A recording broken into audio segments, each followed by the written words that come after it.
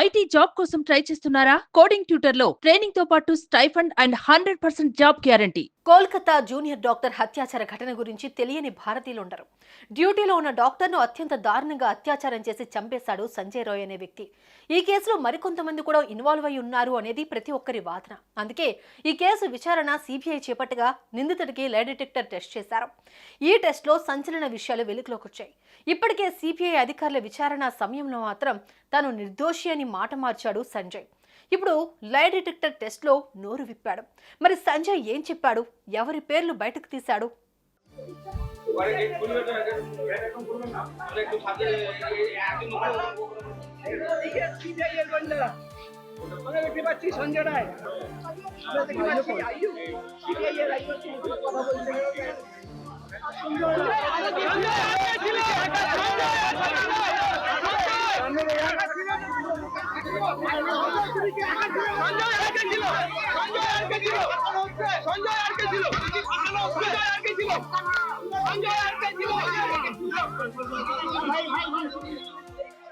Kolkata junior doctor హత్యాచార ఘటనలో CBI విచారణ వేగవంతం చేసింది.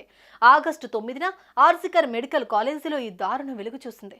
కొద్ది గంటల వ్యవధిలోనే సివిల్ వాలంటీర్ అయిన సంజయ్ రాయ్ను పోలీసులు అరెస్ట్ చేశారు. అయితే ఈ కేసును తారుమారు చేస్తున్నారన్న ప్రచారంతో ఈ కేసును కోర్టు సిబిఐకి అప్పగించింది. దీంతో విచారణలో భాగంగా కోర్టు ఆదేశాలతో నిందితుడికి పాలిగ్రాఫ్ పరీక్ష నిర్వహించింది. పాలిగ్రాఫ్ అంటే లై డిటెక్టర్ టెస్ట్.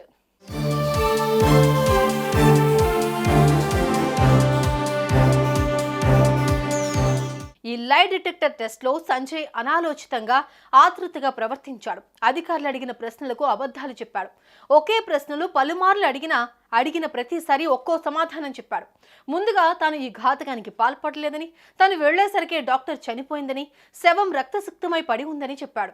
అక్కడ శవాన్ని చూసి తాను భయపడి అక్కడి నుంచి వెంటనే పారిపోయానని చెప్పాడు. ఆ తర్వాత కొద్దిసేపటికి మాట మార్చి వేరే రకంగా చెప్పినట్లు జాతీయ మీడియా సంస్థలు తెలిపాయి.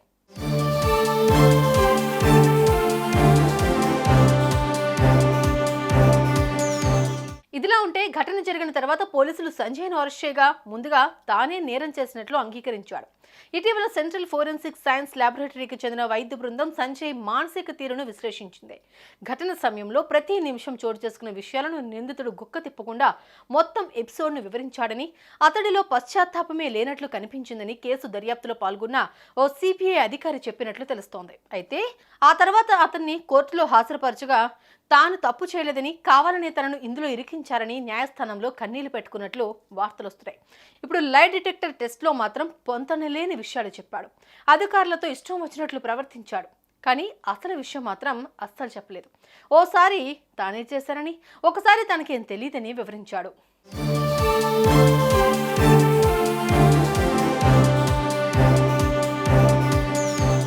మరోవైపు నిందితుడికి పాలిగ్రాఫ్ పరీక్ష నిర్వహించే సమయంలో అతడి తరపు డిఫెన్స్ లాయర్ లేకపోవడం చర్చనీయాంశమైంది. దీనిపై న్యాయవాది స్పందిస్తూ పరీక్ష ఎక్కడ నిర్వహిస్తామనేది అధికారులు తమకు ముందస్తు సమాచారం ఇవ్వలేదని, ఇది మానవ హక్కుల ఉల్లంఘన కిందకే వస్తుందని ఆరోపించారు.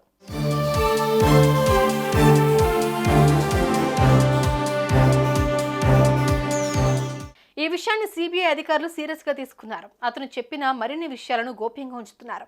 ఏమాత్రం బయటకు పొక్కకుండా అతని వాంగ్మూలాన్ని డైరెక్ట్ గా కోర్టుకు సబ్మిట్ చేయనున్నారు. చూడాలి ఈ కేసులో ఇంకెంతమంది పేర్లు బయటకు వస్తాయో. సంజయ్ అసలు నిజం ఎప్పుడు కక్కుతాడో.